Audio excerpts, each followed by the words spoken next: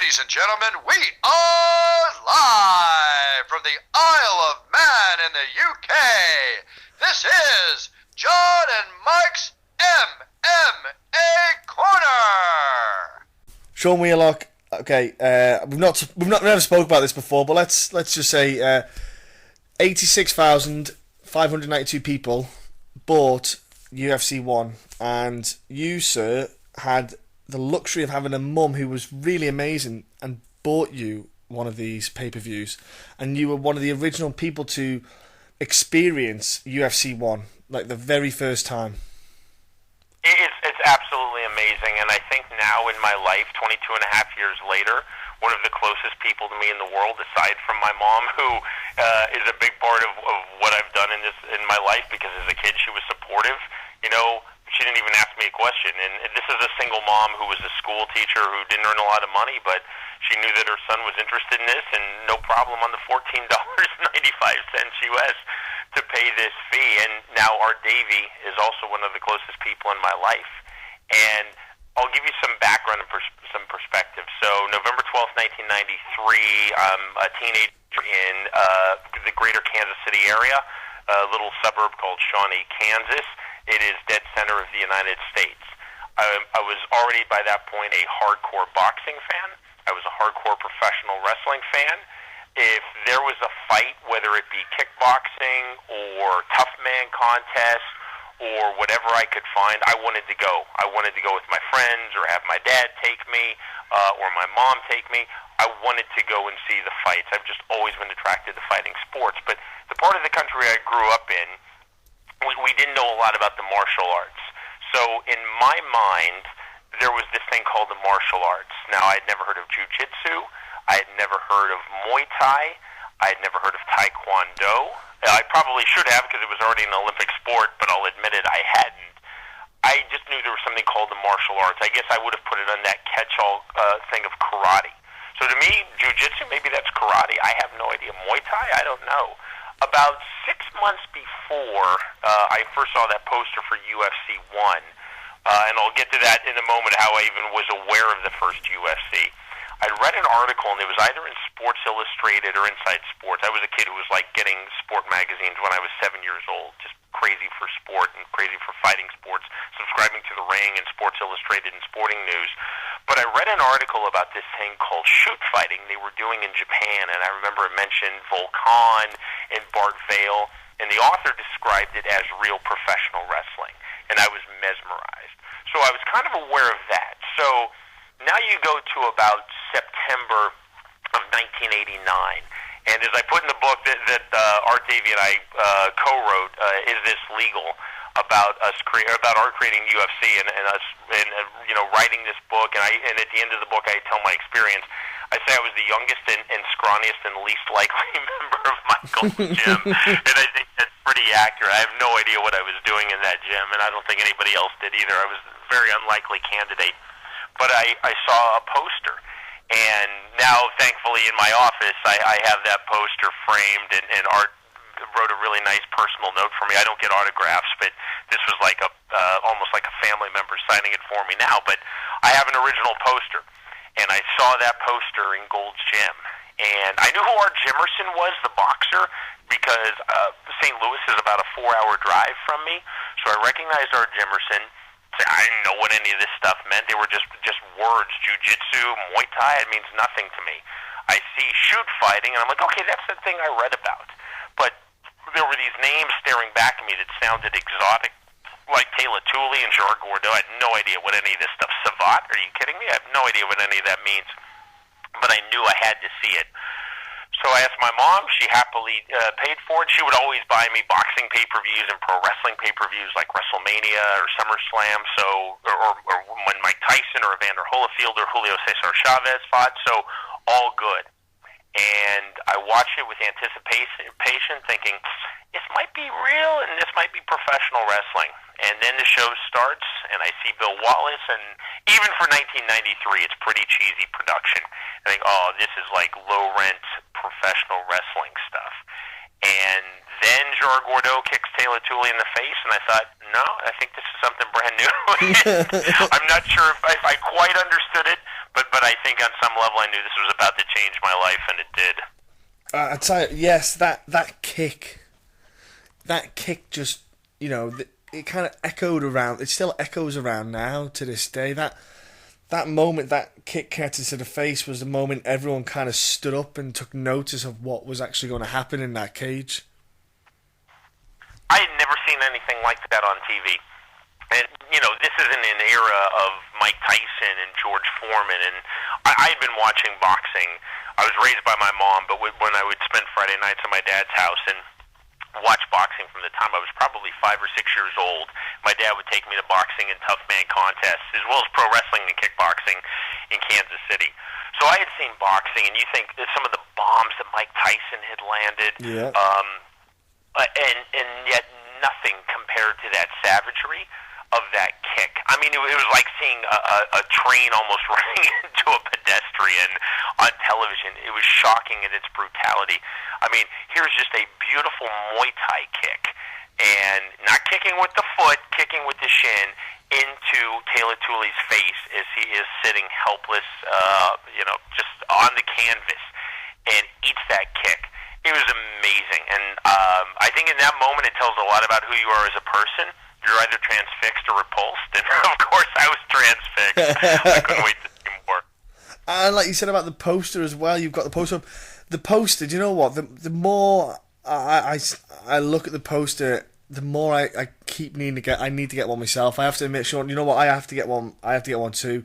I need to get my thumb out my backside and get one of those posters and get it framed as well, because it's just one of those things that it's crazy. The simplicity of the poster. Like you said, it had all the name of the handful of martial arts, and even you'd sit there and go, I have no idea. Then there are no rules, and it's just simple as that. And there's a guy on top of a guy about to pan him in the face. It's just crazy, that it just. I remember reading in the book, like you say, how the guys who were trying to, Art Davie employed some guys in Denver to do the marketing, so to speak, in Denver. Sell it around to sell tickets, and the way they were selling it was literally like blood sport. It was. Someone's going to die in a cage. That's it, and that's how intense it was. How it was looked at, and then that the poster has so much meaning and power, and the whole thing, obviously, of course, was back then, like you say, 93. It was just pure violence. It was crazy how it. Compared, like you say, Mike Tyson would just go through people like just nothing, like a hot knife through butter. But then you see this, and you went. Mike Tyson wouldn't last a minute with him. You get Royce Gracie and just take him down and choke him out. Completely different thing. And, again, because I didn't know there was this thing called jiu-jitsu or the subset of Brazilian jiu-jitsu, so I didn't know any of these submission holds. If you would ask me what's a submission, I would have fallen back on my kayfabe stuff, my pro wrestling vocabulary. At that age, that I knew that they were worked fights, but still, a submission would have been like a figure four or an Indian deathlock or a sleeper hold or maybe a hammerlock. Obviously, now I know all that stuff comes out of catch wrestling, and there's a basis in there. But I didn't know what this was. So a rear naked choke, an inverted heel hook, a key lock, an Achilles lock. I have no idea what any of this stuff is, but I knew that I loved it. And I'll say this on the poster, too. I'm not much of a collector. I like collecting experiences. People have asked me throughout my career, do you have autographs? No, I don't ask for autographs. I've never asked for an autograph. I might save a couple of things. I've commentated, believe it or not, 3 Super Bowls for BBC Radio 5, and I think I have my press pass or a program, but I'm just not a big collector of artifacts or saver of artifacts like that. But I really wanted that UFC 1 poster, and Art Davie is close with a great collector out of the United States named Brett Kaczynski, and Brett didn't even charge me, to his credit. Art was able to arrange it. Pristine, out of the box UFC 1 poster, and I got this back in October. And Brett said, why don't you try to get all the living guys to sign it? I said, no, I just want Art to sign it. And I asked Art, I said, just write something from the heart about our friendship and our relationship. And he wrote something very sweet, and it's in a frame, and it's in my office. And I say, to me, it's not even memorabilia, it's about an experience. But my love affair with MMA and what became MMA and the start of it for UFC 1 was not even me watching it. It was seeing that poster. That poster is literally the epicenter, and that's why I'm so pleased that just about the only piece of memorabilia that I have, outside of maybe some random press passes here and there, is that poster. It was so special, and the poster worked. That's the thing. Here's a kid in Kansas who doesn't know what any of this stuff is, recognizes one name, Art Jimerson, who's not even a huge name, and that poster worked on me. And it worked on me, and it worked on 86,000 other people. And if you think about that, too, like when I was in Bellator, I don't know what the final numbers were. They were reported at 100,000 in the U.S. and Canada on the pay-per-view buy rate. Yep. And some people were pretty dubious of that, the lone Bellator that we did just outside of Memphis, which had the Quinn Rampage Jackson, King Mo Lawal fight and the Alexander Shlemenko Tito Ortiz fight. We heard 100,000, maybe a little less. The two afflictions, both afflictions that I commentated, I never was told official numbers. I heard that those numbers were around 70,000. Now, here's Art Davie coming out in a pay-per-view universe where there was such a small number of homes compared to what we have now in 2016. He doesn't have one big-name star. It's not like he has Chuck Norris on the poster or Mike Tyson on the poster or Jean-Claude Van Damme or Hulk Hogan. Literally, you don't know who any of these people are on this poster, or you might have a very vague awareness, or someone you know but isn't a big star who's not going to motivate you like Art Jimerson. I knew Art Jimerson, again, because he's in St. Louis, I'm in Kansas City.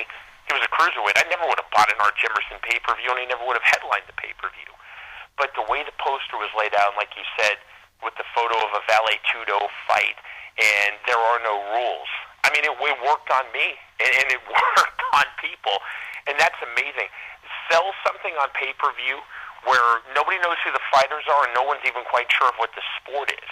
And then get 86,000 buys. That's insane. How did Art Davie, with a sport that didn't even exist, sell more than Affliction with Fedor Emelianenko? That's insane. That's exactly the point that he didn't have. Also, he didn't have Facebook, he didn't have Twitter, Instagram. You know, just basically didn't have social media like we do now, where it's almost impossible to avoid anything that's happening. So if there's a pay-per-view on, you can put it on so many social networking sites that it will eventually reach almost everyone. And it was able to go to... No, go on, please. Sorry, mate, go on. I'm sorry, the line broke up. Can you repeat the very last bit? I beg your pardon. He was able to reach 86,000 people without any of that technology, let's say. It's amazing, and I don't know if that's lightning in a bottle or if that's the genius of Art Davie. It's probably a combination of everything. And, you know, if you look at that period in the late 80s and early 90s, for whatever it was in Western culture, it seemed, whether you're talking about in the UK or the US, Canada, Western Europe, it seemed like people were open to new sports. You have indoor soccer, well, what we called indoor soccer, what you would call five-a-side or six-a-side in the UK. Yeah. And that got very big. And then arena football is launched. And you start seeing the rise of action sports, where things like rollerblading and skateboarding aren't just seen as activities, but they're actual sport. People seem like they had a really open mind for some new sports coming out. So you fall right into that period then with this new fighting sport coming in. And pay-per-view was emerging, and there were a lot of unusual things on pay-per-view. I mean, Jimmy Connors played Martina Navratilova, man versus woman in tennis, on pay-per-view. You would see these comedy concerts and these music concerts and sort of these weird one-off events. It was just a weird and unique and clever time, I think, for sport and the mashup of sport and sport entertainment, and Art Davie fell into that. I'm such a believer of timing. And I'm also a bigger believer of Art Davie. And I'll tell you, Art Davie would have succeeded sooner or later, but it may have been more difficult if he had tried it 5 years earlier or 5 years later. Everything just lined up. Everything lined up for him to all culminate with November 12th, 1993 in UFC 1. It did, and it was, if you, ladies and gentlemen, if you read the book as well, you kind of see that it fell into place as well due to the fact that, for example, here on Gracie he wasn't straight away jumping onto it. He was very, Art Davie had to put a lot of time in here on to get his trust, to get his belief, and then he slowed, and it just took time. And Art didn't rush it. Art didn't try to push this out himself. He made sure he had the right people around him, and the right ideas, and it just, like you say, everything just seemed to fit into place, and it just exploded. Now, it did actually explode, not in the most positive way, which is the one problem. It was marred in a way, but not by yourself or like even me, people at the time. It was by, for example, like you had the biggest name is McCain, really, right? Who was at the time he wasn't obviously, he was a commissioner, wasn't he? It was a commissioner, is it in the States you call it? No, he was a senator. John McCain, who wound up running for president against Barack Obama in 2008. Yeah. And is the top Republican senator from Arizona came out, called it human cockfighting. Now, there are two theories, and I'm going to put out both of them, and I think it's for you and your audience to decide. I know what I believe. One theory is John McCain, a decorated Navy veteran, a prisoner of war, unshakable integrity. This was an affront to whatever he thought sport should be. The other theory is that John McCain received a tremendous amount of money from Budweiser. And at the time, Budweiser was the largest sponsor of professional boxing in the United States. And that Budweiser put pressure on McCain because the boxing people early on saw this as a threat to them. And, if you look now, how prophetic is that, where MMA, certainly in the United States and Canada, is dominating boxing. But that Budweiser put pressure on McCain, and McCain suddenly came out with righteous indignation and said, oh, this is human cockfighting. So I know what I believe, but those are the two theories that are out there. I will say that John McCain has since come out as a big supporter of MMA. I think even went so far as to say if I were a young man, I would probably be training MMA. Yeah, I think I did see that as well. I think I read about that somewhere. And do you know what? I think, Bud Light sponsors the UFC, doesn't it? So that that says a lot about Budweiser. Yeah, it's funny how that works. Funny how that works out, isn't it? Again, I think another name to throw in that hat of probably assisting this John McCain kind of turnaround is a guy who doesn't really get recognised in the sport, I think, enough. I had the absolute pleasure of speaking to him in London, UFC London, 2 years ago now.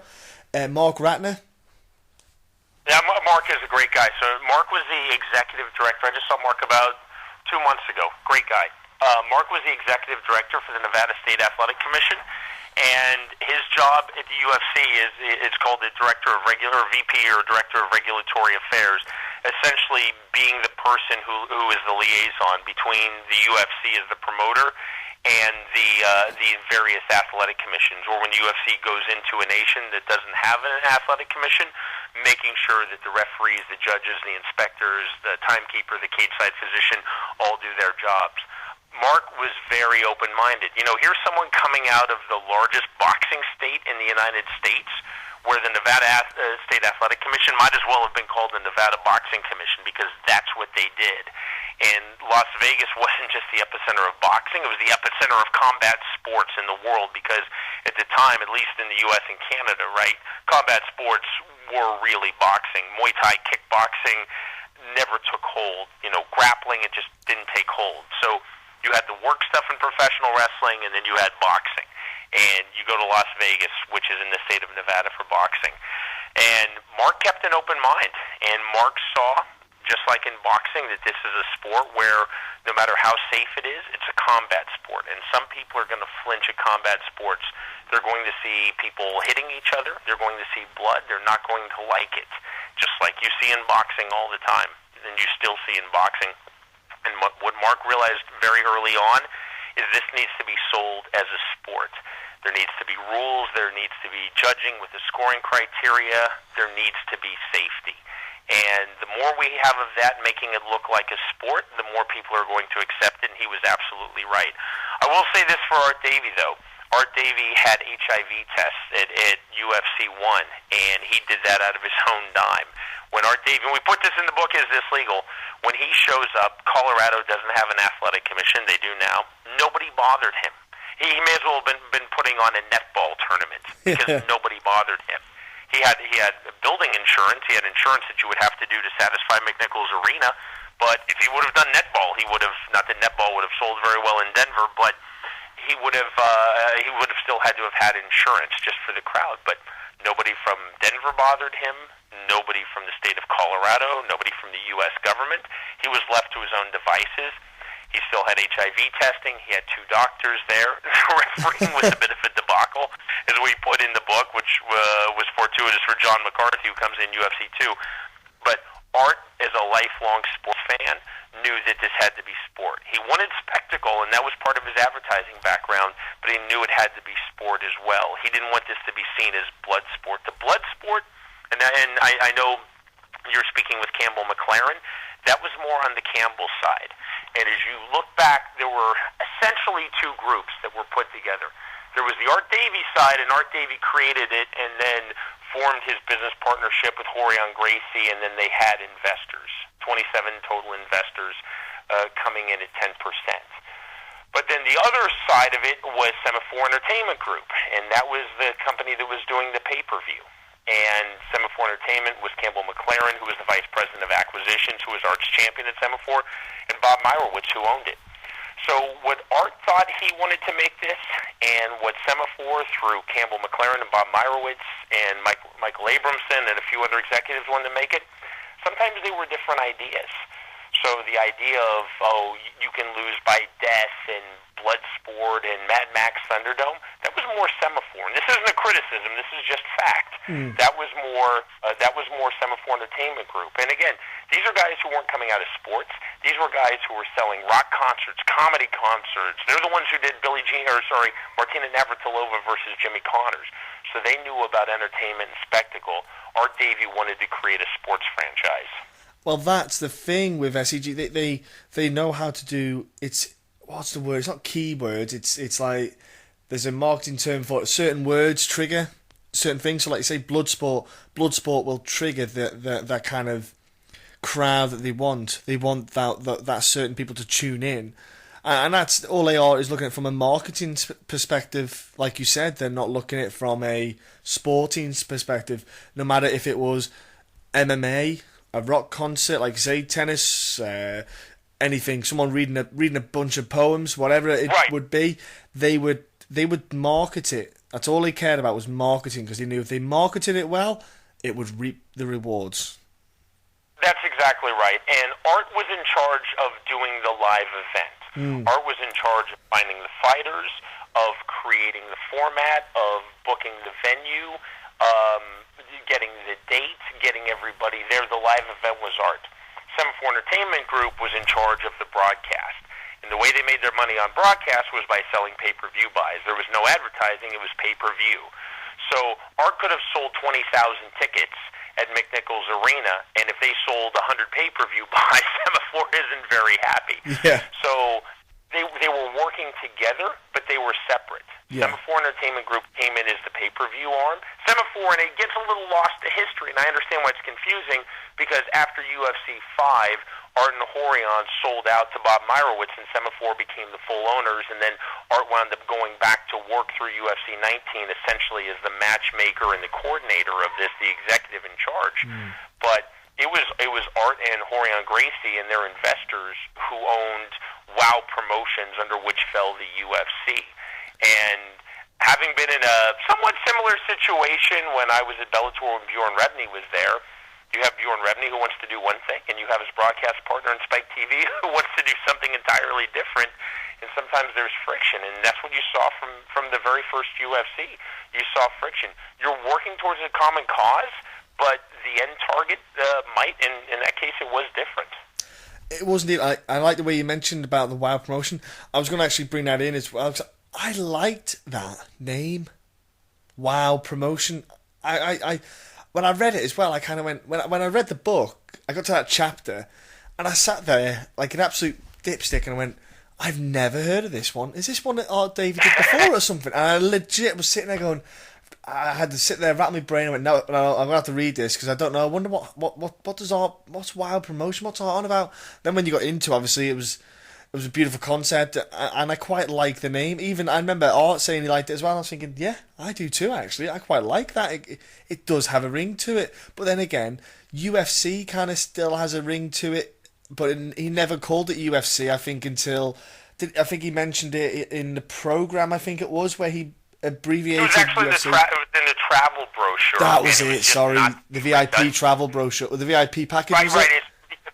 Because it keeps saying Ultimate Ultimate Fighting Championship, Ultimate Fighting Championship, Ultimate Fighting Championship. And again, Art was an advertising man, so he's just like, I'll shorten this to UFC. But you go back and you watch UFC 1, outside of Bill Wallace calling it the Ultimate Fighting Challenge twice in the beginning of the show, it was never called UFC, and it was never called MMA, and Art didn't coin MMA. There are a few different people who've claimed that. Art has never claimed he came up with mixed martial arts. Art always called it mixed fighting or mixed match fighting, which obviously never took hold, but that wasn't even on the broadcast. But yeah, things like UFC, people call it UFC 1, but it wasn't UFC 1 then. And it was the Ultimate Fighting Championship. Yeah. They had a 5-year contract. They meaning WOW Promotions, Art and Horion Gracie with Semaphore Entertainment Group. They had a 5-year contract, 93, 94, 95, and 97. I beg your contract through 1997. But had that tanked and had they sold 500 or 5,000 pay-per-view buys, that might have been the end of it right there. Now, knowing Art Davie, he would have reconfigured and he would have found a way to come back. But at least as far as 7-4 Entertainment came through, they would have been gone. If it would have failed miserably and not had those 86,000 buys, they would have been out. It would have been a one and done.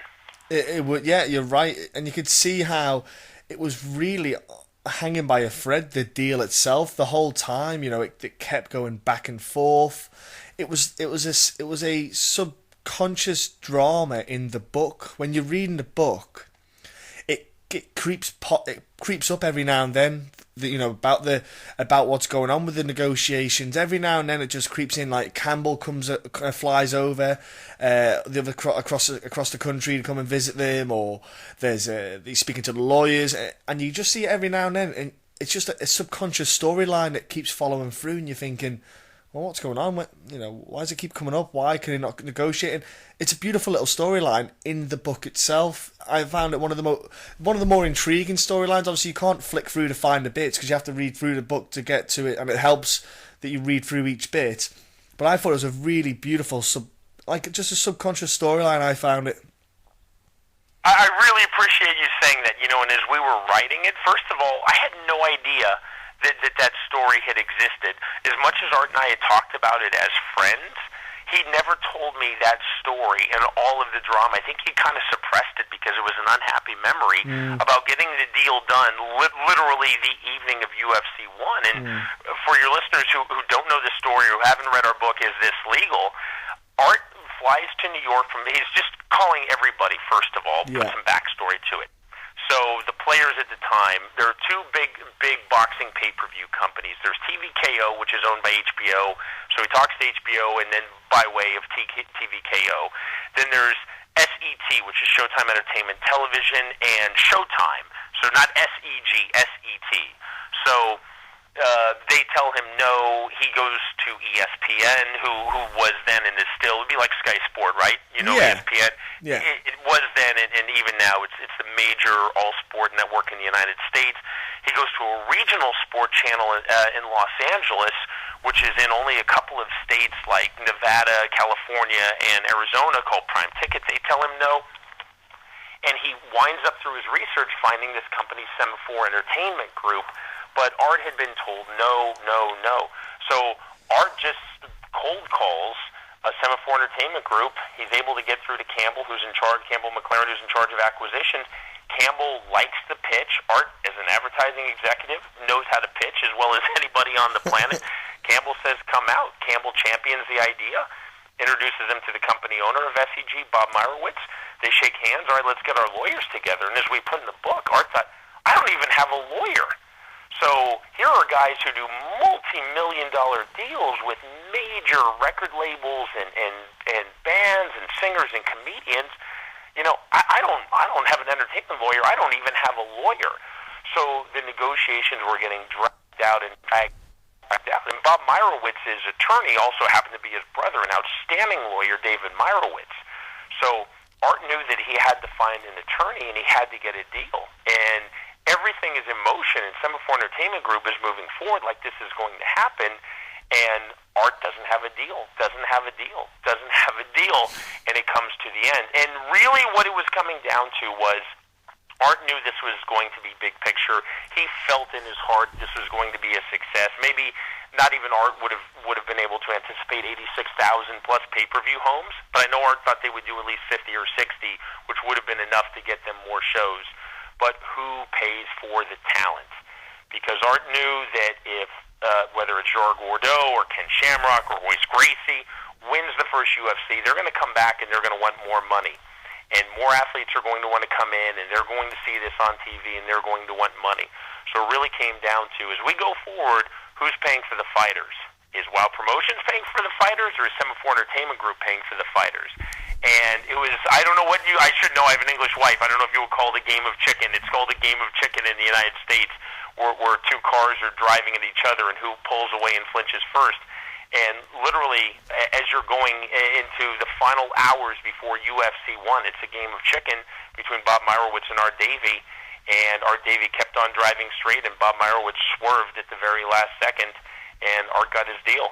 He did, yeah. It was because they obviously had to. We won't say too much detail because it really is a book worth buying. Just to we're talking about. We are talking about small bit. They're not small bits, but we're talking about bits in the book when there's a lot more to the book than what we're saying. Like, we're not giving away the whole book. We're talking about small subject matters as part of this whole. It's a huge collective. Like, the book goes to when Art Davie got taken down by a wrestler. Let's put it that way. You got to go back. That's how far it goes back, when he was a young boy. But yeah, the deal with the money. It was quite a big chunk of money, like you say. I think it was like $100,000 around then. I think the total prize money was, and they obviously had to pay for Art Jimmerson. They paid him a fee, an appearance fee, without even doing anything, just to turn up to start with. Jimmerson got $17,000. The only two fighters of the original 10, the 8 tournament fighters, plus the 2 alternates, Jason DeLucia and Trent Jenkins. The only 2 who got an appearance fee were Art Jimmerson as a boxer, because they wanted a boxer, and Jimmerson, they were able to get him down to $17,000. It could have been Leon Spinks. He wanted $100,000. James Bonecrusher Smith wanted $100,000, but they got Jimmerson down to 17. And Art was desperate for someone out of sumo, and he wound up getting Taylor Tooley for $6,000. Yeah. Everybody else came, and the only money they got was the prize money. And it's a question I don't know the answer to, because I wrote the book with Art Davie and not with Rorion Gracie, and Art doesn't know the answer. But there was a lot of contention that of the $50,000 that Royce Gracie got, that the way that the Gracies did business at the time, you took your money and you threw it into the family pot. There wasn't my money, it was the Gracie family money. Yeah. Royce was living in a room above the garage at Rorion Gracie's house. That maybe Royce didn't get all that $50,000 or even much of that $50,000, but that would be to talk to the person if Rorion ever writes a book, or Royce. Because Art and I don't know the answer, but Art certainly had his suspicions of where that money actually went. But as far as an appearance fee, yeah, no money whatsoever for any of those guys. I think that might have went to Disneyland, maybe. That was the great line, because at the time, and I guess they still do it, but Disneyland would sponsor the Super Bowl, and whoever was given player of the game, most valuable player of the Super Bowl, they would say, "I'm going to Disneyland." So he's so nervous, and this is one moment to kind of relax and show his personality. And when he's asked by Brian Kilmeade, who's gone on to a very good career in broadcasting, mainly in politics, but he's the cage interviewer, what are you doing? And Hoyt says, "I'm going to Disneyland," which I thought was a cute line. And it was also, in context, it was the first chance that he had to exhale in about a week. It was a very stressful situation for him. And you know what? I think that line is a beautiful line, in the fact that you're in this. It's like a hurricane, a tornado of just violence, the whole thing, and then just something so beautiful as Disneyland. Disneyland is seen as such a pure, innocent, just a place for children to go and enjoy, and it's just a joyful thing. He comes out with that line. It was a beautiful way to finish it. I think, to end with something like so positive like that. I thought it was not an intentional thing, but it was such a poetic way to finish it all. Well, and Royce was 27 years old at the time. And not only was he in the shadow of his legendary father, Elio. A lot of people think their fathers are legendary. Elio Gracie is really legendary. Yeah. And then you're also in the shadow of Rick Rickson Gracie, and you're in the shadow of Horion Gracie. And Art said that the time that he knew Hoyce, and he knew him 3 years at that point, he always struck him more like he was about 19 or 20. He just didn't seem like a 27-year-old. And I think he was just cast in the role of always being the kid brother. There's little Hoyce. And Hoyce knew that he wasn't the smartest in the family. He wasn't the most ambitious. He didn't have the best English. And he certainly wasn't the best fighter, didn't have the best jiu-jitsu. So he was just kind of an also-ran. And one of the things that I found fascinating, there were a lot of things I found fascinating in writing the book with Art, because I wanted to have my questions answered. I thought, if I can find the answer to every question that I have, and I'd been building those up for 20 years, this book's going to be something special. And I wanted to know, why Hoyce Gracie when you have Rickson Gracie there, who people will tell you of that era who were dominant in jiu-jitsu? Yes. He was so much better than all of us. Yes. I wanted to know that answer. How is this Hoyce? And then why wasn't it Hoyler? Hoyler was better than Hoyce. Why wasn't it Rickson? Why wasn't it Hopen, who lived in Brazil? Or any of the brothers? It was amazing. And going into, I will tell you, with Art, I said, Art and Art and I had already been friends. We're a lot closer now, but we were already close friends.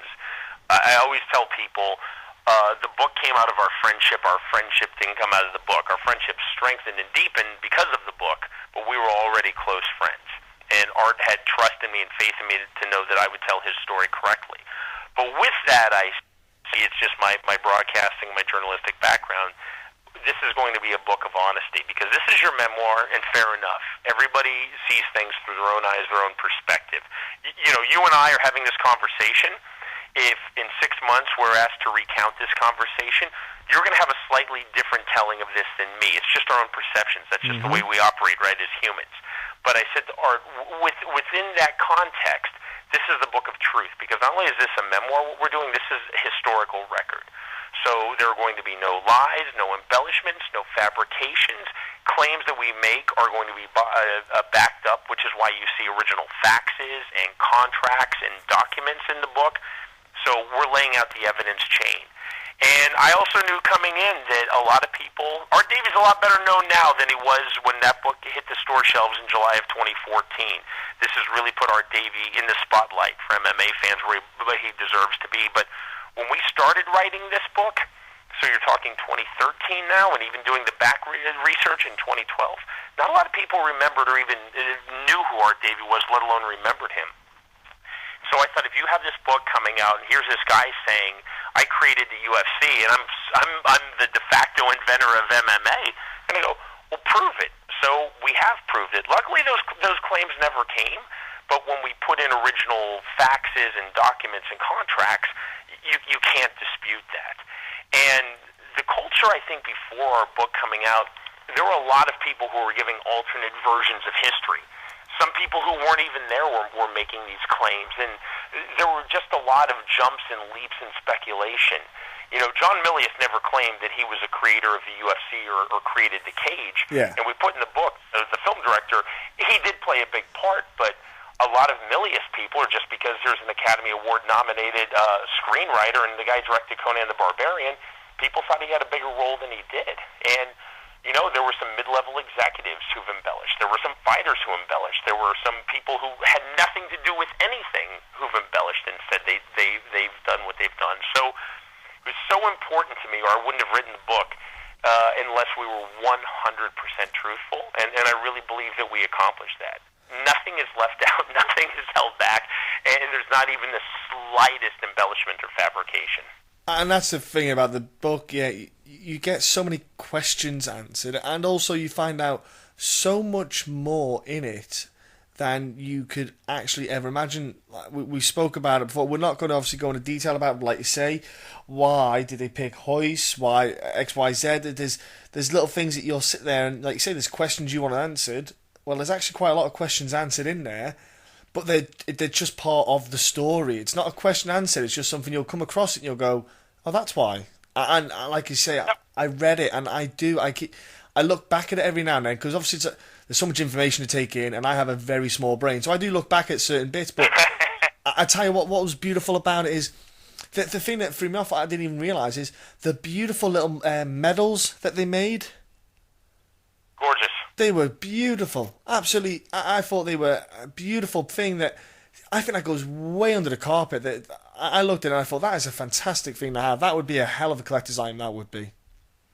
Right, and it's not a crown, and it's not a trophy, it's a medal. Yeah. And that goes back to Art was so enamored, and he still is to this day, 25 years later, essentially, from when he started working on what became the UFC, of the ancient Olympiad in pancration. And obviously medals in the modern Olympic movement, which started in 1896, and kind of subconsciously, he wanted to invoke the Olympiad in pancration, and he thought, what a beautiful way to do it, by actually giving a medal for the winner. And in the book, we have a photo of Royce with his UFC 1 medal, which I think is great. Yeah, that was a great idea. I really like that. Looking at obviously UFC 1, it kind of set a fire inside of yourself. And how did people react to you then when you kind of wanted to venture into this a bit more than you obviously when you first saw it? Because I imagine like a lot of people would have just looked at you like you had 6 heads and went, "Are you serious? Really?" Absolutely. And I was really fortunate. I've been talking about timing throughout this interview. I was a huge beneficiary of timing too with football, with soccer, because 3 years after UFC 1, Major League Soccer starts, and I'm 10, 15 years too young to seriously be considered. But because nobody knew football, nobody knew soccer in the United States, I just happened to have, and I had played all my life, and I was a really big fan because my dad grew up in New York in a really ethnically diverse neighborhood, and he watched soccer in the 50s and the 60s, so he turned me on to it like I was watching Soccer Made in Germany, and he would be so excited when we would have the FA Cup final on tape delay every year. So I had grown up watching that, and I was the beneficiary of timing. So I was still living with my mom. I was so young, in fact, be a commentator for Major League Soccer on television, which is hard to believe, and I wasn't very good, but I knew more than almost anybody else.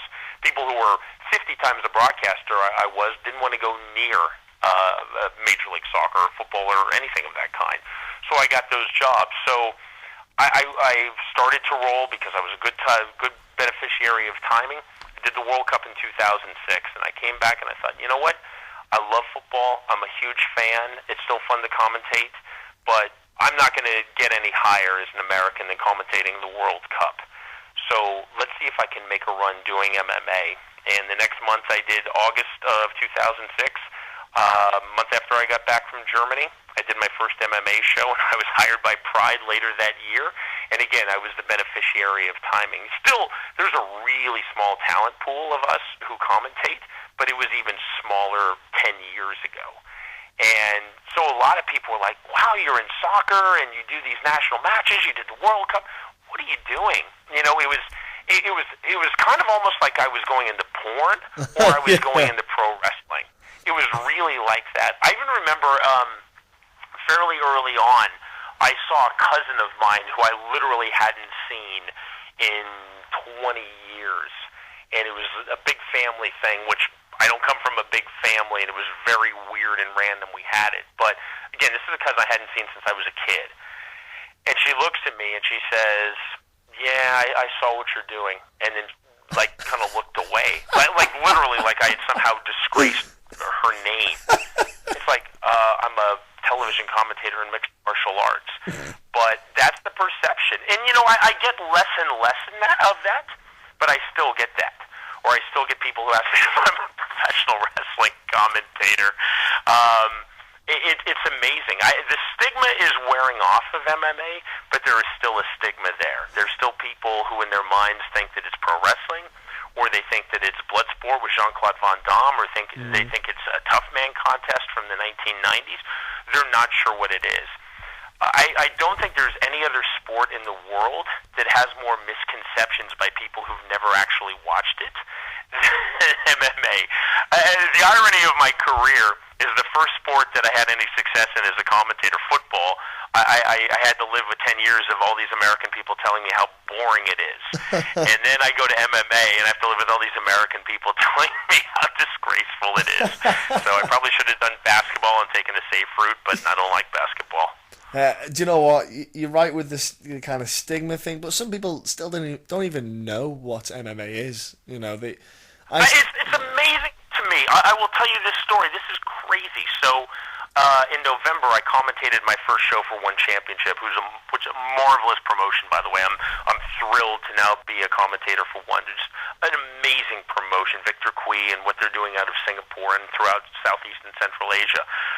So I get off the plane, and I'm in customs line in Beijing. And there's a woman from Washington, D.C., and she's standing next to me in customs line. And I sat near her on the plane. She said, "Oh, why are you in Beijing?" I said, "Oh, I'm a television commentator." She said, "Oh, what sport do you do?" I said, "MMA." She said, "What's that?"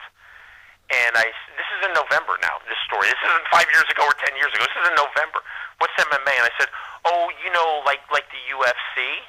She goes, "No, I've never heard the What? And, this is an intelligent woman who is flying business class beside me next to Beijing. This isn't some dummy. This is a smart, successful, intelligent woman in her 40s, and she is an American, and she has never heard of MMA nor the UFC. I said, "Do you know who Ronda Rousey is?" She goes, "Nope." And I think we all live in a bubble when we work in something that we feel passionate about, and we think it's much bigger than it is. And you see that, people outside of that bubble, they have no idea. They have no awareness whatsoever. And that was a good reminder to me. As much as MMA and the UFC has grown since November 12th, 1993, with what Art did on the first event, there are still people now, smart, successful people in a Western country, well-educated, who have never heard of the UFC, a company that has a $2.2 billion U.S. valuation. That's insane, but that's still what we deal with. You're right. Exactly. It's a bubble.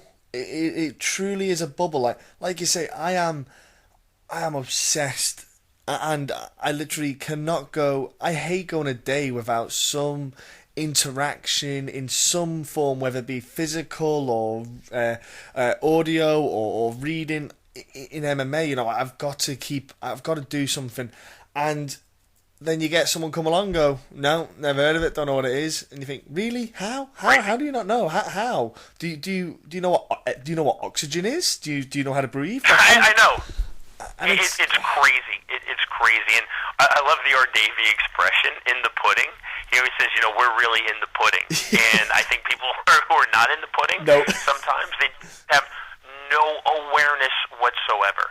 It's almost like if somebody is talking about a band or a singer or a concert coming up, and you've never heard of them, and you feel like you're 100 years old. You're like, "How do I not know about this?" And they must be looking at you like, "How do you not know about this singer or this actor, this song?" And that's the perception that we have, I think, from inside MMA. How do you not know about any of this? What's wrong with you? It is. It blows my mind. But the thing is, it kind of drives me to keep going more. To then, I think to myself, there's so much more still to do.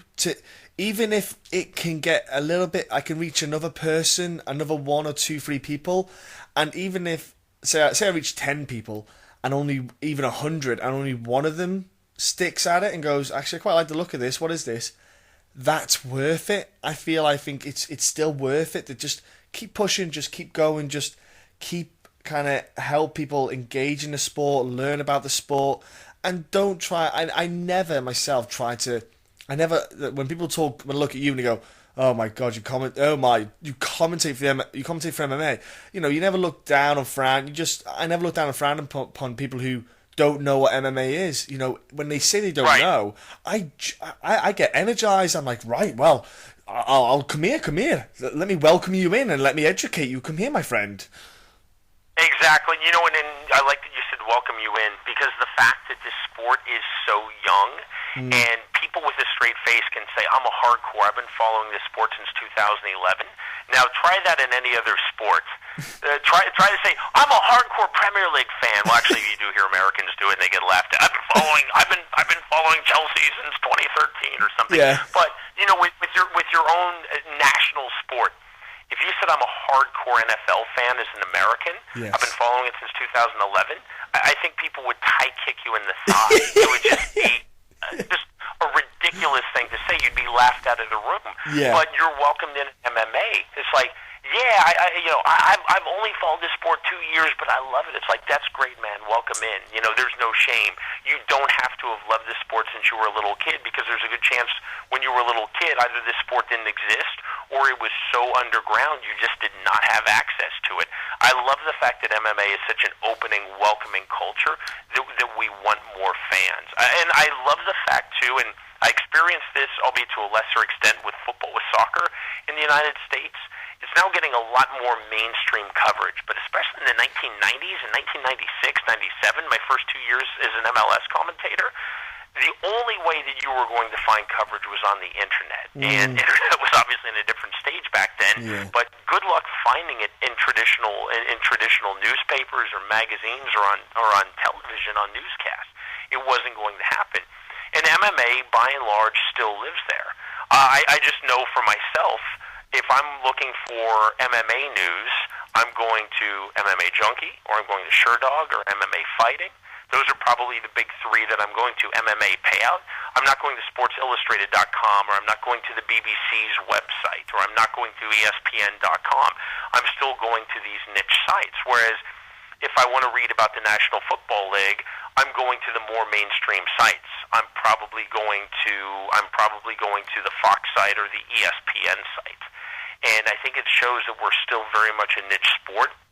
And by and large, as much as maybe we don't want to recognize this or even admit this as MMA hardcores, traditional mainstream media just still doesn't even acknowledge MMA. I think it's better in the U.S. and Canada than it is in the U.K., but it still is very slight. Go on the BBC's website. And I've worked for the BBC for a long time as an independent contractor. Find all the MMA stories. I can tell you how many there are on the BBC's website. There are zero. I've pitched a lot, and I've always been told, we don't want to do that.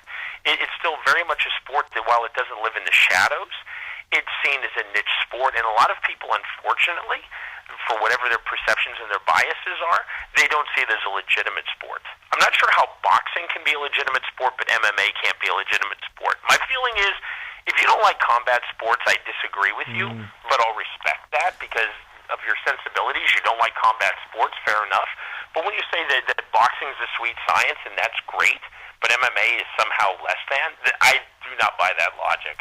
It's crazy. Yeah, I'm with you on that. It's the same with Glory, the K1 and stuff. I think because boxing's just been such a mainstay for so long, it's more accepting because we've been around it all the time. It's not like boxing hasn't been thrown upon us straight away. Because, boxing, Queensberry, it stems from such a long time ago. I think that was our logical way of dealing with things. You dealt with your fists, you fought with your fists, that was it. That's it. And it's just something that stayed basically kind of almost like caveman kind of instincts where we just accept it more. The BBC, like you say, there is literally... I think they maybe actually only have one or two articles because they did one about, obviously, Mr. Conor McGregor was touched on. Of course, right. But the thing is, they called him British, even though he's from the Republic. Lovely. Yeah, he's from the Republic of Ireland. That was a good one that they did. Beautiful time spent review. I think people who work at Reebok also work for the BBC. And that sounds really well read. It's like those early articles on David Beckham where he played for the British national team. Those were always my favorites. Oh, yes. Just some beautiful ones there. And what was the other thing? Oh, he actually, there was this... They have the BBC Sports Personality of the Year. They did like a highlight reel of the year, and it featured Conor McGregor dropping Jose Aldo. How about that? Well, at least they're making progress. Maybe in another 10 years, they'll start to recognize it. And, it's been a long fight. The fact that ESPN, and think about this, who is, they call themselves the worldwide leader in sports. And ESPN has never shown MMA. In fact, they don't even have an MMA highlight program. They used to. John Anik presented it, and that's how he was brought to the attention of the UFC. He's a really good commentator, but... ESPN, who dominates, and I mean dominates the market, they've never done MMA. Not just the UFC, they've never done MMA.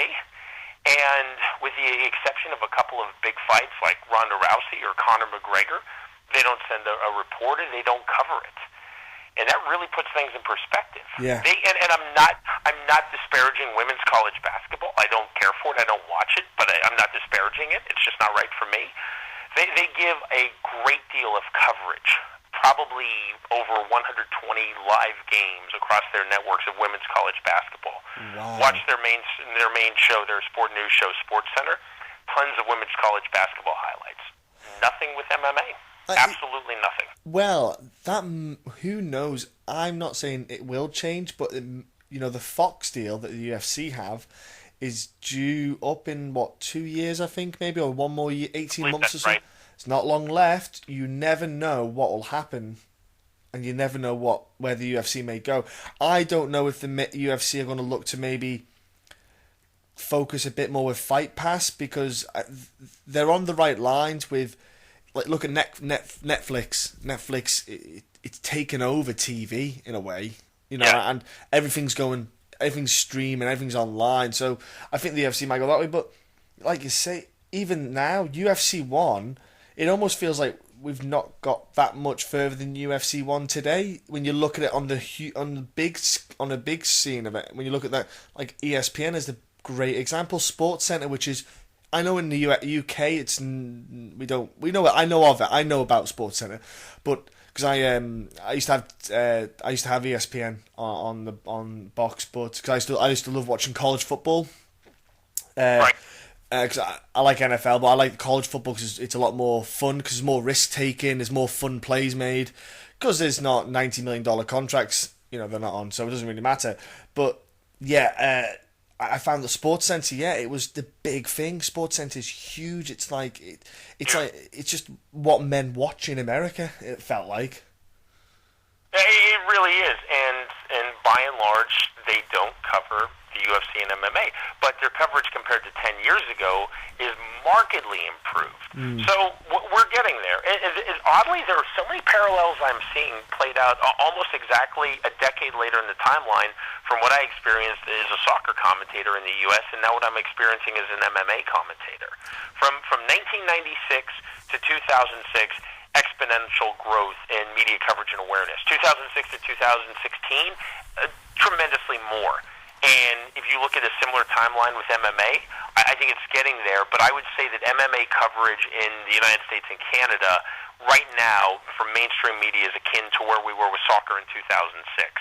In 2006 for MMA, it was akin to what we had in soccer in 1996, which is that they completely ignored. And not just ignored, it's that snark, like, well, why would I cover that? Yeah. It's that arrogant attitude. Again, look, there are a lot of sports I don't like. I don't like women's college basketball. I don't really like basketball as a whole. I'm not into motorsports. I don't like horse racing. I don't like golf. But I'm not going to make fun of them or make fun of the people who do or say they're less than. It's just something that's not for me.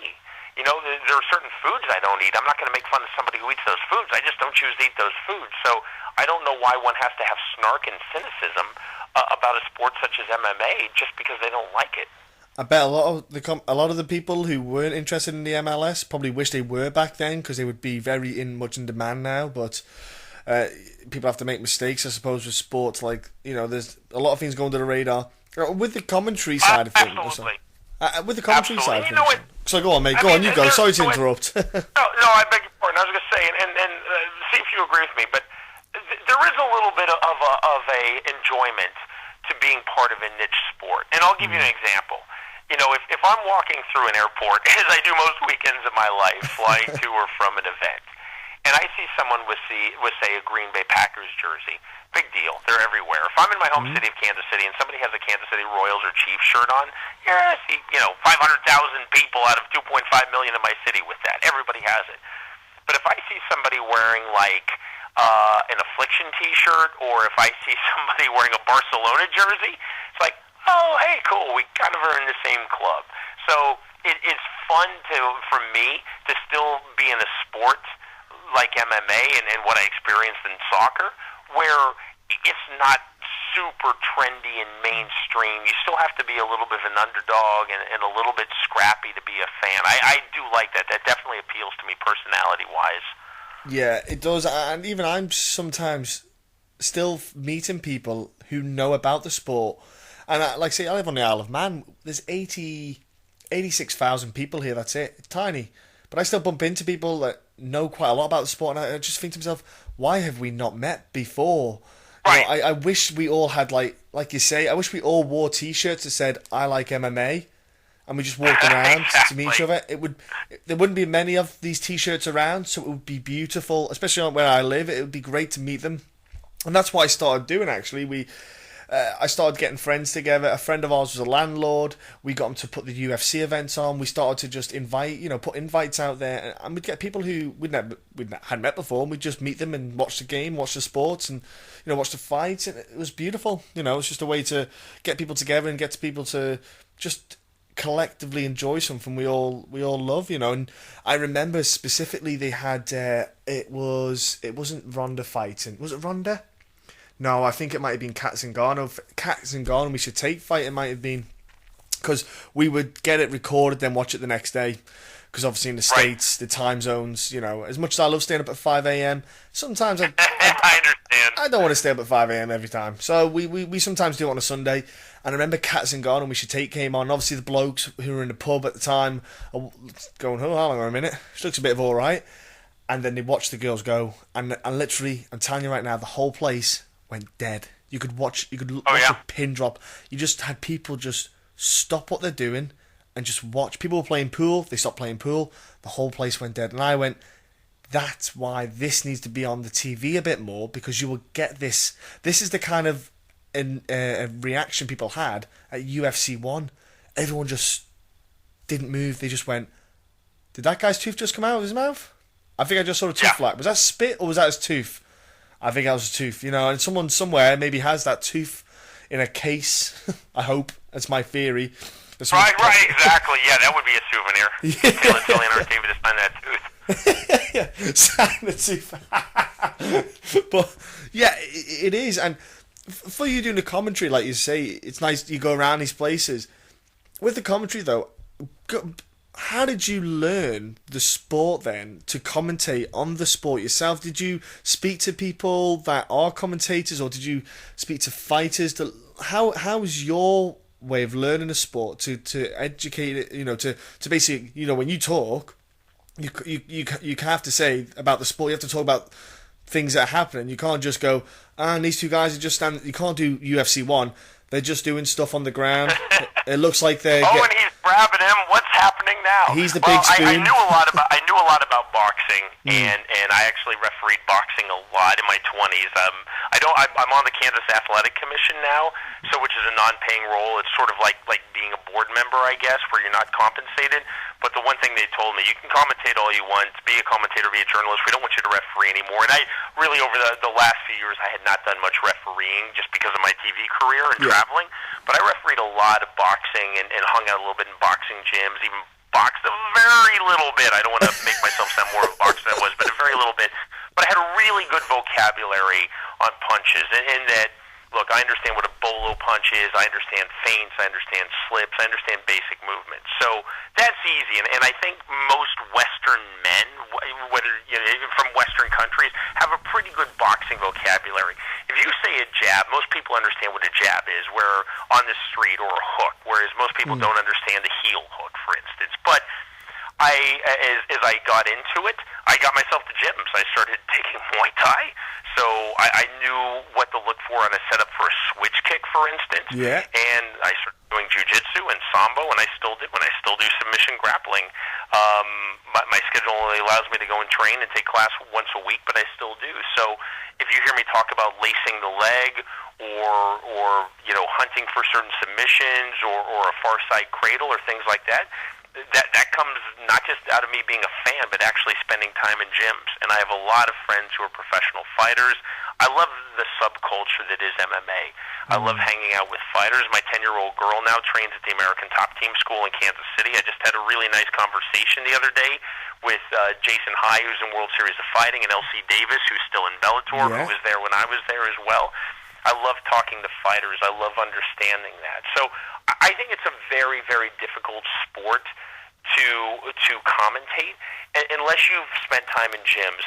Just like I've never hit a golf ball in my life. And I think golf would be impossible to commentate if you've never played golf.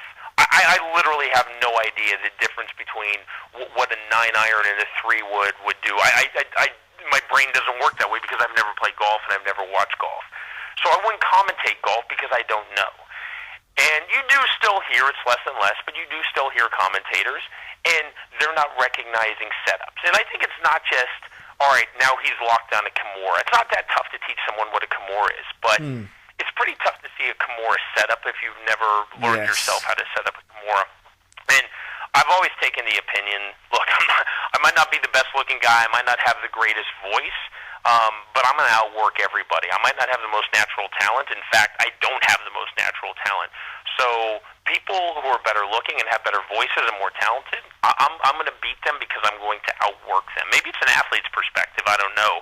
But so I'm going to out-prepare you. I'm going to out-prepare you with my research. I'm going to out-prepare you by speaking to the fighters, and I'm going to out-prepare you by being in the gym. And that's where that comes from. But again, going back to watching UFC 1, I couldn't have named one submission, as I say, outside of the Indian Deathlock put on by Dory Funk Jr. against Dusty Rhodes. I mean, I didn't know. Guard, back mounts? Are you kidding me? I don't know what any of this stuff means. But then again, if you think about, like American football, too, and I think about a lot as the commentator, I love the NFL. I'm crazy for the NFL. Yeah. When I first started watching the NFL, and I was probably 6 or 7 years old, probably 6, not once did the commentators say, he carried that ball across that white line and they gave him 6 points to his team. And now this guy's going to try to kick that ball. You just learn what it is. Yeah. And I think, and that's maybe one of the reasons why I'm not at Spike TV anymore, because I'm not going to play dumb for anybody. I don't want to talk over anybody's head, but I also recognize the vast majority of people who watch MMA, whether it's the UFC or Bellator or One or World Series of Fighting or Victory or Titan or Invicta or whomever, are fans. They're either hardcores or they want to become knowledgeable fans. So it doesn't do anybody any favor, I don't think, to play dumb on worldwide TV as a commentator. It doesn't. And to act like you don't know something if you do it, or, why did he grab his ankle? That's just nonsense to me. Yeah. No more than, you're watching the Premier League. Well, why is Wayne Rooney kicking that ball towards that net-looking thing? What could he be trying to do there? It's nonsense. I'm with you on that. I sometimes feel like I want to hug Mike Goldberg because he's the one who has to speak like that, really has to put it out there sometimes. And I'm like, Mike, I hate that you have to say that, my friend. I just want to put my arm around him.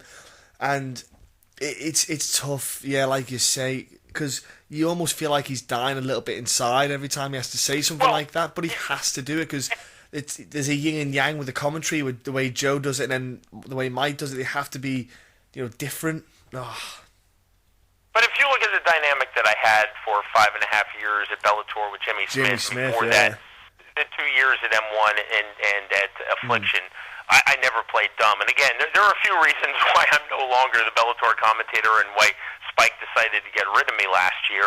But I'll tell you that's one of the reasons is I'm not going to play dumb, and I'm not going to play the everyman, and I'm not going to ask questions I know the answers to, because I think that's insulting. And I've always gone in. I'm now calling one championship fights with Mitch Chilson, who's great, who's a former ex-fighter, and Joe Wilk, who's great on Victory on UFC Fight Pass, who's a former ex-fighter. Like I've said to them, look, I'm not at your level. I'm not 1/1000th of your level as a fighter, and I've certainly never been a professional fighter. I've never even had an AMI fight. Okay, so I've spent some time in the gym, whatever, big deal. So I might know this stuff, but I'm not going to act like I know more. That's for you guys. But at the same time, I'm certainly not going to act like what I know less. Yeah. And there are television networks out there and producers who have that philosophy that the play-by-play guy just sets up the analyst and plays dumb. And as I think recent history has shown, I'll go find a place who likes what I do rather than play dumb on worldwide TV. I've heard that didn't Victory have a great card at the week this just gone? It was phenomenal. It was phenomenal. It was my first show with Victory and our debut show on Fight Pass. And 8 fights and 8 finishes. Yes. And Ryan Stoddard, who's a former pro fighter himself, and he worked on the matchmaking side for Bellator in 2010. Someone I know a long time. We come from the same part of the country. He's in Omaha. I'm in Kansas City, so we're less than a 3-hour drive apart. And as you know, the fight scene is small and tight. You know most people. Ryan structures his pay to where fighters get a bonus for finishing their fights. You know, just like in most football leagues around the world, fans don't know this, but there is a win bonus. Yes. As much money as Cristiano Ronaldo is making, he still gets a win bonus. Yeah. And Ryan Stoddard, I don't know if it came out of soccer, out of football, but he had the philosophy: if I'm paying you X, you're going to get Y if you finish, and it leads to more finishes in his fights. I like it. And we had a kid, Rafion Stotts, and Stotts was mauling his opponent. He's a two-time NCAA Division II wrestling national champion. Comes in at 3-0. He is mauling his opponent. I mean, he's cruising to a 30-27 win, and he hunts the sub, and he taps his opponent with 15 seconds left. And I'm convinced that's because he wanted that extra money. When he knew in another organization, I'll play it safe for last minute because I'm easily going to win this fight. Just don't get knocked out or caught in a stupid sub. Yeah. But he's thinking, all right, I have the win. Now I want to make some more money and finish. And it's something other organizations should really consider. It was an amazing card. And I will tell you, it made me feel good that we were opposite Bellator. And I still have a lot of friends at Bellator. I have no friends at Spike TV, by the way. I'd like to put that out there on the record. But I still have a lot of friends at Bellator.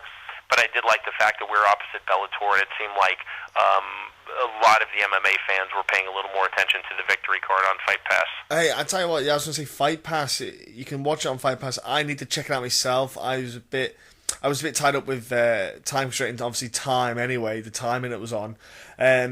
I'll be watching. See, I watch them obviously the week. Like for example, this week I'll watch that card and stuff like that. I'll catch up on the fights. Like you say, this like you say, the 1993 got you hooked in, and now all of a sudden, look at this. You're going across, like say, you're going to Asia to do one championship, to do commentary. Did you ever at all dream that anything like that would have happened from just this one pay-per-view that you watched? I'll tell you, I'm a kid who, when I was probably 6 or 7 years old, knew that I wanted to work in sport. Like most boys, I wanted to be a professional athlete. Yep. And like most boys, I realized I didn't have the athletic talent to be a professional athlete or even a collegiate athlete. But I wanted to work in sport, and I wanted to be a commentator. And I have two children. I have a 10-year-old girl and a 4-year-old girl, loves of my life. But I think when I was their age, like the fact that I was like sitting in front of a television and I was like calling pretend commentary, or I would like try to write down all the different teams and all the different leagues, or try to remember players' batting averages in baseball, or how many receptions they had in the NFL, or how many knockouts a boxer had. Just crazy, weird, nut job, obsessive stuff like that. So I knew that I had to be in this industry. The fact that it manifested itself into MMA, and I'm calling fights in Changsha, China, and the next week I'm calling fights in Omaha, Nebraska. I didn't see that coming. And as a kid, I would have thought maybe I'll be a boxing commentator. That sounds like fun. But I had no idea. But I knew at some level, when I saw that first UFC, that this had changed me. And I was probably never going to be the same again. And 22 and a half years later, I'm definitely not the same person. Because that's why I wanted you on, Sean, because like I said before about with Hoist Gracie at the end, talking about Disneyland, I said it was, like say, a tornado of violence, and he was like the eye of the storm where he come out with this beautiful line. You, again, it's MMA, mixed martial arts, in the cage, it's violence, but there are some beautiful stories that come out of it, and that's why you're on, because you are one of those stories where you came along, you watched the first pay-per-view. It's like, there is not... I would love to get a list of every person who got a pay-per-view and see where they are right now, because I guarantee you're probably one of the very few, not all of them, but you're one of the very few small, tiny people amounts that are where you are right now, involved in the sport and the way you are, and I think it's a wonderful, beautiful story that the way it all came about. Well, I'll tell you, I so appreciate you saying that. It's really kind of you. And in the book, so it for people who haven't read the book, and I should get in a plug, you can get it on Amazon anywhere in the world, Amazon UK, Amazon Australia, Canada, US, whatever. Also, it's for sale on the UFC Fight Store. Just keyword in books, and you will see it. Prices, I think, are the same. Again, it's Is This Legal with Art Davie and myself, Sean Wheelock. But it's Art's memoir. It's written in his voice. We wrote it together. my publisher asked me to do essentially what you're asking me to do on this program. Talk about my experience of UFC 1 and write it in my own first person from my own perspective. And just like the honesty in the book, it's 100% honesty. That's the true story right there of seeing the poster of Gold's Gym and being hooked and thinking it might be worked and thinking it might be kayfabe pro wrestling and then just being mesmerized. But I also mentioned in that sequence, I know 3 other people who watched it live. Now, I've met a million people in the fight industry who've watched UFC 1. Usually they tell me that they got it from Blockbuster Video, which was the big chain in the U.S. in the 1990s and early 2000s. They got it at Blockbuster Video, but this was years after the fact. But I know 3 other people who watched UFC 1 as kids, and all 4 of us work in the industry. Ben Saunders, who fights in the UFC, watched it. A guy named Adam Geller, who's a producer, a feature producer and a research producer at the UFC, who I also worked with on Affliction and on Bellator, and Corey Brady, who does all those great features at Bellator. How weird is that? I've met 3 other people in my life who watch UFC 1, and we all work in this industry. So I think a lot of us in that group of 86,000 plus were really significantly impacted. And it's crazy, like, say that you've met them, and of course people said, yeah, like I say, Blockbuster, we had it in the UK as well. We never had it on the Isle of Man, but it was in the UK. That's the thing, UFC 1, even that got released after UFC 2 as well. UFC 2 got released first because of the contract stuff. You know, and some people who said, oh, I remember watching UFC. No, you didn't watch the pay-per-view. You weren't one of the first. There is the population of the Isle of Man is the people that watch the first UFC. That is effectively what it is. If you got the Isle of Man now, that's who watched it. That's crazy. That's absolutely crazy. And what I have never done, I've met a lot of people who were at the first UFC. Art Davie, John McCarthy, of the original 10 fighters. I've either met or spoken to 7 of them, I guess. But and unfortunately, Kevin Rozier passed away last year. Yes. But yeah, I guess 7 of the living 9, I've spoken to 7, I believe. I've never spoken to anybody who was there as a fan. I would be fascinated to what prompted you to buy the ticket. I wanted to find one of those people, and I couldn't in writing the book. But I've never met somebody who was living in Denver who went there as a fan. That would really be interesting to me. Yeah, that would just be a really good conversation to have, yeah. And also to see if they're still following it now. Yeah, and I wonder how many. I mean, if you go back and you watch that show, even the cut-down version that's out on home video, unless you want to come to my house and watch the original VHS, but there are weird moments. You know, when Ken Shamrock finishes Pat Smith with the heel hook, people boo. They're outraged. It's like, what happened? Yeah, Sean, it would be amazing just to sit down and actually have a conversation with that person. You know, just even if it was 5 minutes long, and see if they're still involved in the sport in some way, or if they follow it, etc. Yeah, and I would really like to know what motivated them. Denver had the Sabaki Challenge, which was the premier full-contact karate tournament in the United States. So there were fight fans. And there was always a decent history of professional wrestling in Denver, and it was a pretty good boxing town. But, that would be fascinating. Did they come and were they disappointed, or were they like me? Were they just completely mesmerized and saw it as a life-changing experience? So there was, it's 3,013 paid tickets, so that's a small number of people that paid to go, but there's got to be someone out there somewhere that went, that hasn't spoken yet to someone. It'd be great just to grab hold of them, just to see what they did. Like you say, obviously, you watch it, like you said, you see the picture of the crowd, and someone somewhere must go, that's me. It'd be great to find them. But Sean, like they say, the sport itself, from the start of the way it creates, from when it was created to when the first one happened, from when you watched it to now, your life has become, like I say, a beautiful story. And Sean, I love talking to you because you are fantastic. It's just like an encyclopedia of information and knowledge. It's beautiful to hear you speak about it as well, because you can hear the passion in your voice. and the things that you're doing, I can't wait to see, to listen to the victory card, to listen to your commentary, etc., and just all that stuff, mate. Honestly, I'm so happy for things working out for you. Before we wrap this up, what I want to say, is when Art goes, like he said, the sport will carry on, and when we go, the sport will carry on.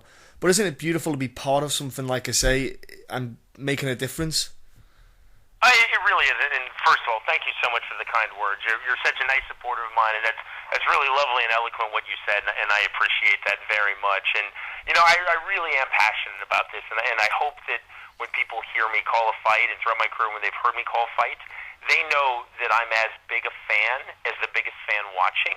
And if I weren't commentating this event, I would be watching this event. And there's no place I would rather be doing that. I think great commentators, and I'm not saying I'm great by any means, but I think great commentators, and all that's for other people to decide, not me. But I think great commentators across all sports, the number one thing that pops out is passion. How many times do you hear commentators and they sound like they would rather be somewhere else? Yes. And then you hear someone and you know that there's no place else they'd rather be. And that's what I try to convey, because it's an honest feeling on that. And to your point, the fact that Art, and I thought it was a beautiful way to close the book, that this will outlive me. And Art and I talk about that a lot, not in a morbid sort of sad way or melancholy way, but in a very, very happy way. And when I got back from Changsha, China, I said, Art, there is this sport called MMA in a nation that has thousands of years of combat sports in their history. And now these MMA upstart gyms are popping up all over China. That's because of an idea in your head in 1989. You think about that. And it's almost, I think, even tough for Art to conceptualize, and myself, but that's it. And, I really feel so incredibly blessed. And I say that, everyone wants to interpret blessed, but I feel blessed the opportunities I've had and the people that I've known through this sport. And that starts with my very, very deep friendship with Art Davie. So it's been so much fun, and thank you again for the forum and the kind words. And anytime you want me back on the program, I'm always happy to do so. Oh, Sean, I'm going to definitely drag you back on here, my friend. Honestly, it's great having you on to talk to. Before I let you show off, what's your social media, buddy, for people to jump onto and to engage with you as well? Obviously, if they want to ask any questions maybe and stuff. Yeah, I appreciate that. So the best way is on Twitter. I'm at Sean Wheelock, Sean, which most people outside the U.S. know how to spell it, but there are a few different pronunciations. But it's at Sean Wheelock, SeanWheelock. You can see me on Facebook as well. There are a few Sean Wheelocks out there. The one that pops up with my 10-year-old in a Muay Thai stance, that's the right one there. And John McCain and I do a podcast every week. Let's get it on podcast.com. You can reach us through the show. And if you want to buy the book, again, the best way is either on Amazon or on UFCstore.com. And if you go on my Twitter page, too, there's a link to our book's website. People want to make a purchase and get a hold of me. But I pride myself on being accessible. If people reach out to me, I do my absolute best to get back to them and engage with them in a timely fashion. And I can agree with him on that one. He really does. And that's the other thing, again, Big John McCarthy, you do a podcast with him at UFC 1. There's too much. It's crazy.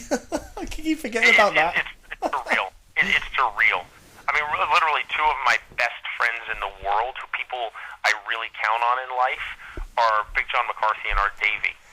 That's insane to me for a fan, and I'm a fan first and foremost. That's insane. Yeah. That is crazy, but I'll take it. Your phone book is... I'm jealous of your phone book. That's nuts.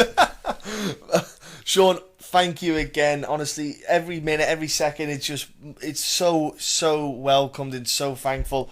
Thank you for being part of this kind of weird idea that me and Mike had, and thank you for your time. Yeah, thank you so much. All the best.